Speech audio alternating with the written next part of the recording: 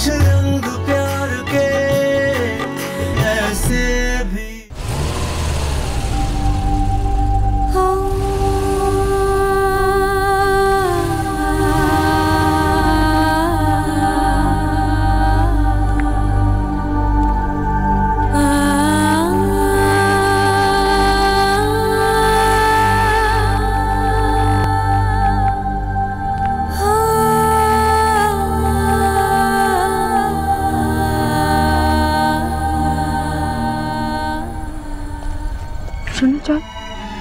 माँ बाबा वो आप लोग चलिए, मैं आती हूँ। जल्दी आना। हाँ हाँ।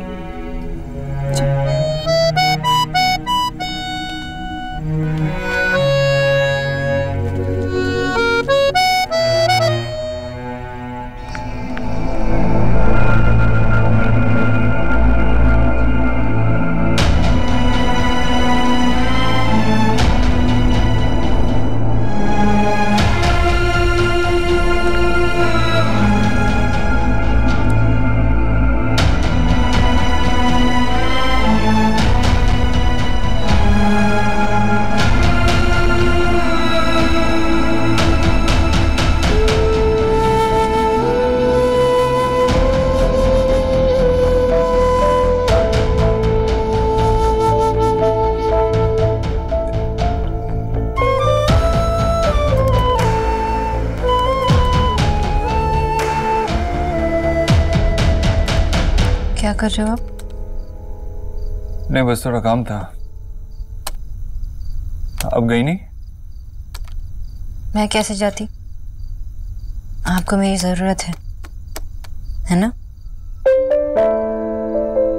बहुत काम था ना, वो अचानक से सब खत्म हो गया। जिसके लिए इतना सारा कुछ किया वही चली गई। नेहा को तो जाना ही था ना। ऑब्वियस सी बात है, शादी थी उसकी।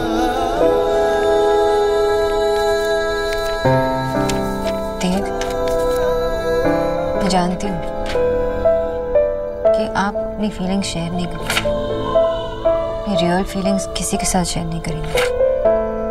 लेकिन मैं इसलिए यहाँ पे आई हूँ ताकि मैं आपको बता सकूँ कि I am still your friend.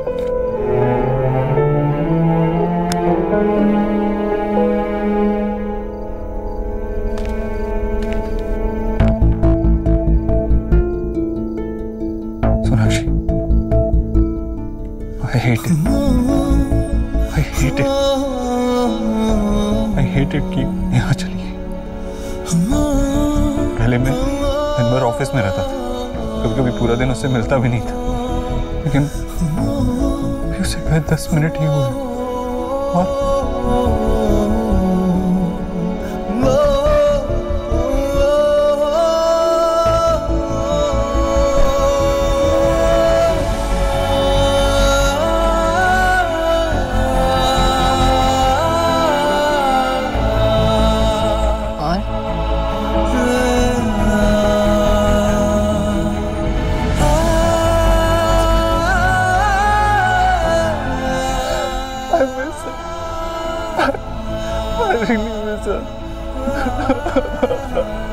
क्यों चली गई हो? क्यों चली गई? नेहा चली गई। It's okay देव, आपके मन में जो कुछ भी है आप बोल दीजिए। अगर आप मुझसे नहीं कहेंगे तो मेरे होने का क्या फायदा?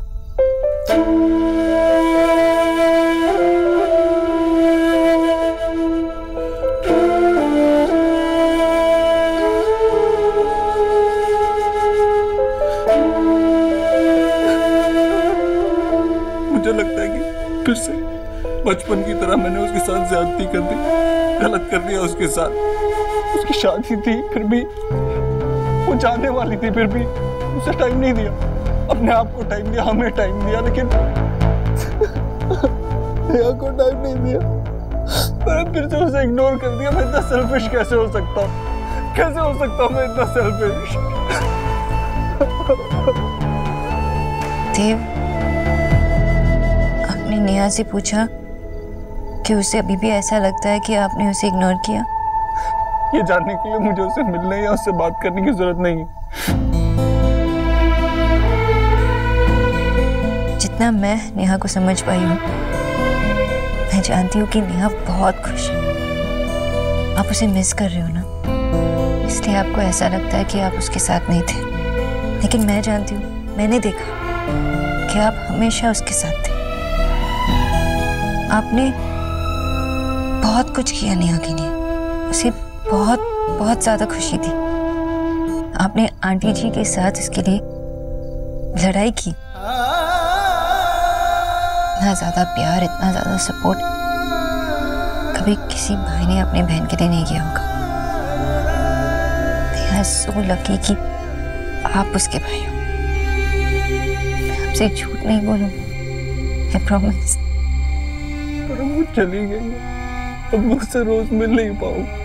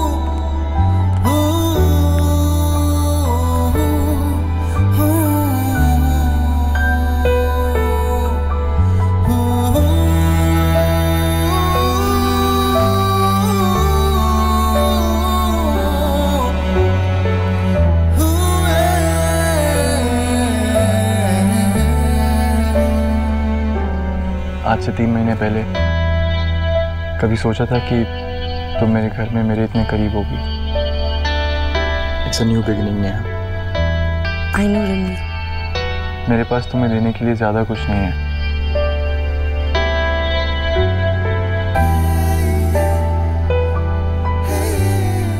but I promise मैं कोशिश यही करूंगा कि तुम्हें हमेशा खुश रखूं। रणवीर, मेरे लिए इससे ज्यादा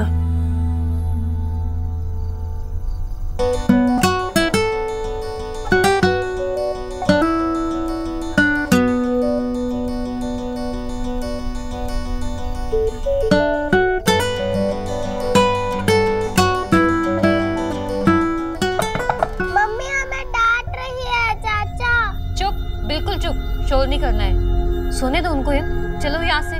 मैं जाकर देखता हूँ। ओके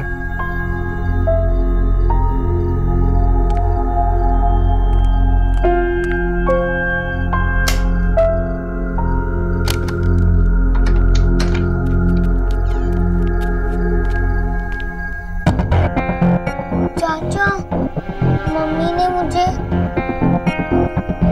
कुछ नहीं किया।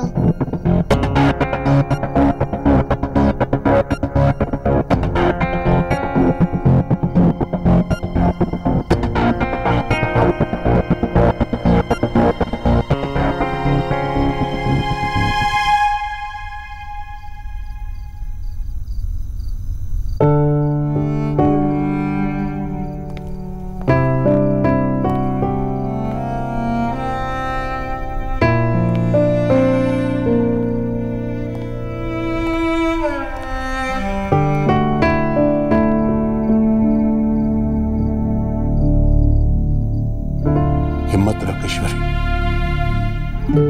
अभी तो एक बेटी विदा हुई है, 2 और बाकी। अगर नेहा की विदाई पर हम ऐसे टूट जाएंगे तो रिया और निकी का क्या होगा?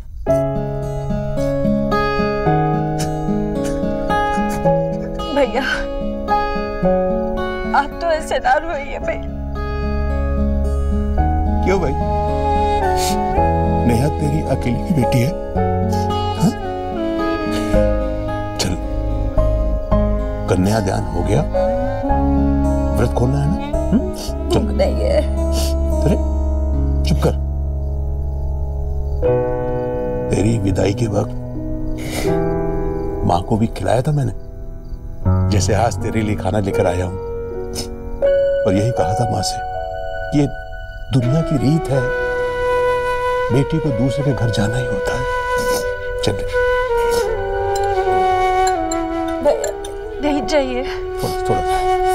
थोड़ा सा। और ये तो सोच कि तू नेहा से कभी भी मिल सकेगी, उसको अपने घर बुला सकेगी। इतनी हिम्मत वाली है तू ईश्वरी, इतनी कमजोर हो सकती है मेरी बहन भला? अभी मत।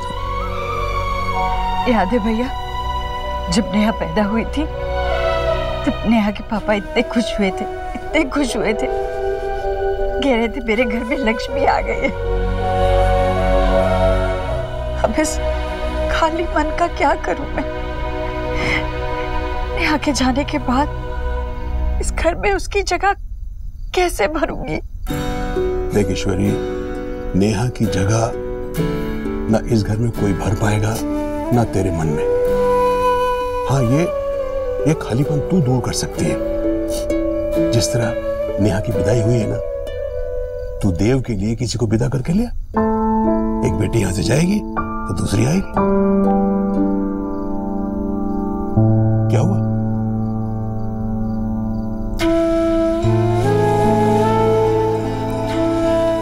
भैया,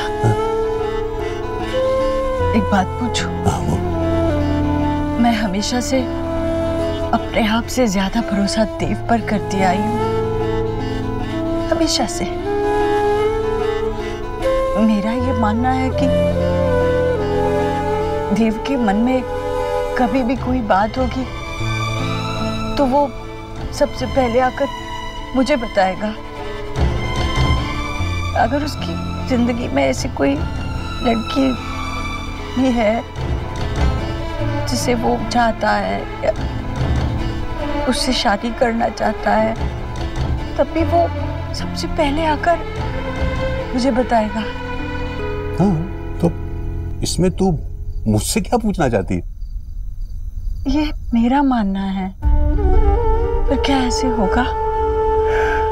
क्या देव कोई भी बात पहले मुझे बताएगा? पगली, देव तेरा बेटा है ईश्वरी।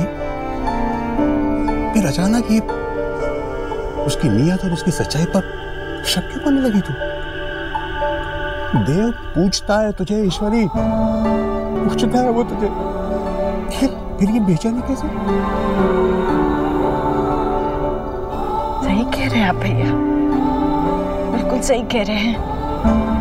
देव तो मेरा इतना ख्याल रखता है कि कभी कभी लगता है कि देव मेरा बेटा है या मैं उसकी औलाद हूं।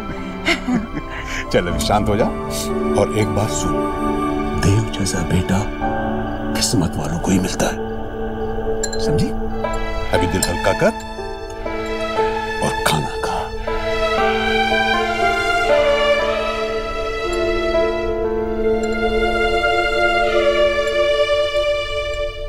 लड्डू बिट्टू, क्या बदतमीजी है ये? इतनी देर से समझा रही हूँ, बात समझ में नहीं आती तुम दोनों को। रणवीर, तुम बोलो ना इनको मेरे साथ चलने के लिए। लड्डू,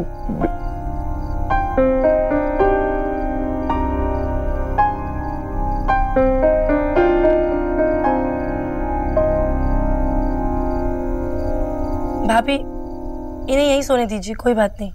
नेहा, मैं सच कह रही हूँ, जब से इनके पापा आए ना, ये दोनों इतना बिगड़ गए हैं। शरारत करते थे लेकिन कभी बदतमीजी नहीं करते थे। I am really sorry Neha. It's okay भाभी। चुप, बिल्कुल चुप। अगर अब की बार तुम दोनों की आवाज आई ना तो दोनों को बाहर पकड़ के लेके जाऊंगी। दिन भर के थके हुए हैं, 10-15 मिनट में सो जाएंगे।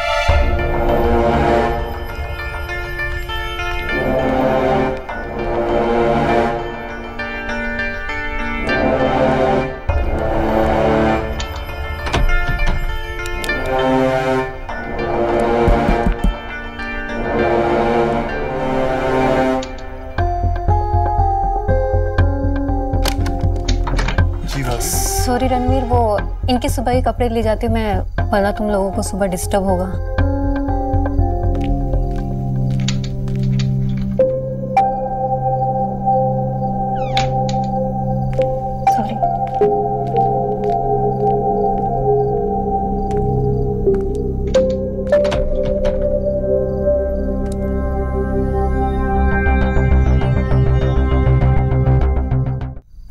ठीक था ना? मतलब सब तैयारी और सब ठीक था ना? कोई प्रॉब्लम तो नहीं हुआ ना?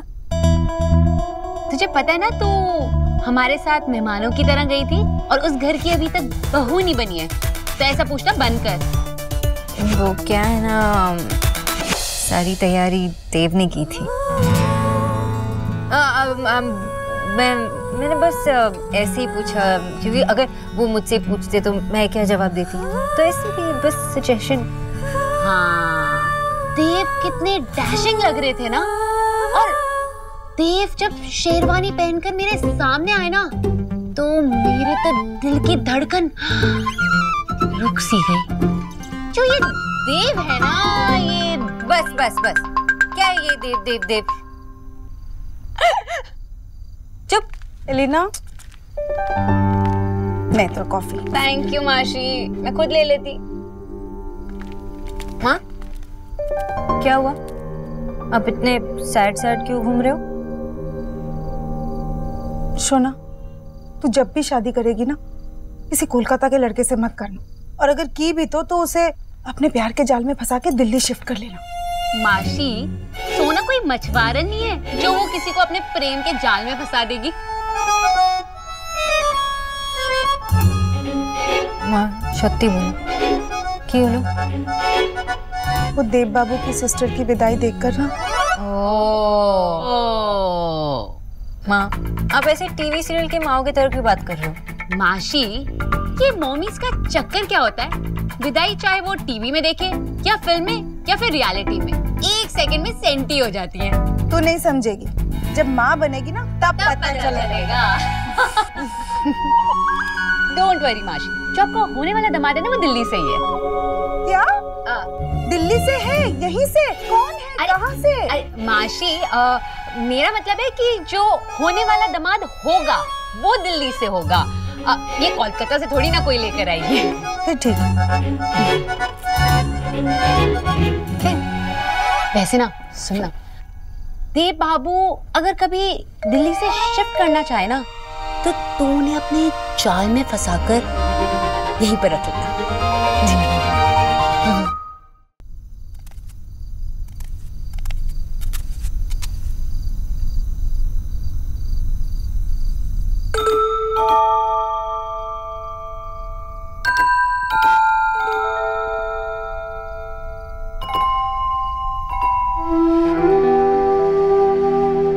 अकेले रोने का प्लान है क्या?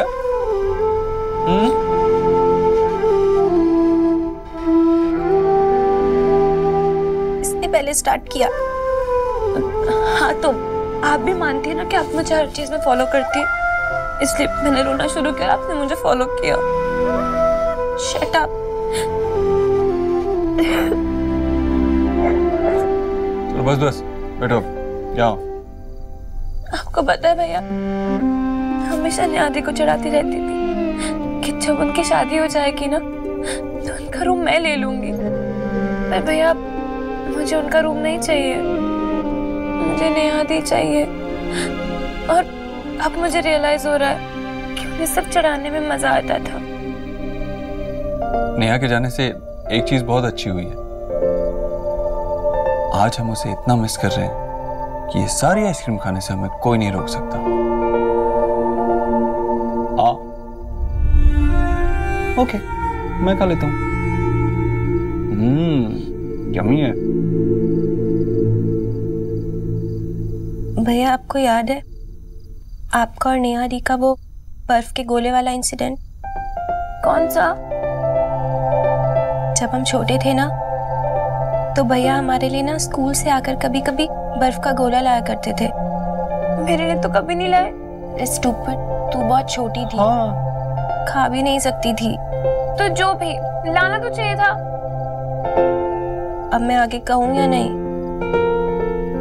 वो बर्फ के गोले वाला ना हमारे घर से थोड़ा दूर बैठा करता था, तो भैया दौड़कर उसके पास जाते और हमारे लिए गोला लाया करते।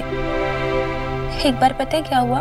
नेहा दी का गोला ना थोड़ा पिघल गया, तो नेहा दी ने गुस्से में भैया से पूछा कि मेरा गोला क्यों पिघल गया?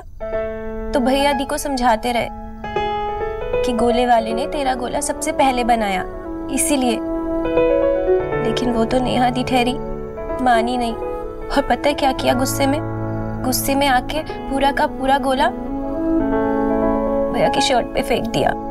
फेंका नहीं था, गिर गया था। आप तो उनकी साइड लोगे ना। गिरा नहीं था भैया, फेंका था।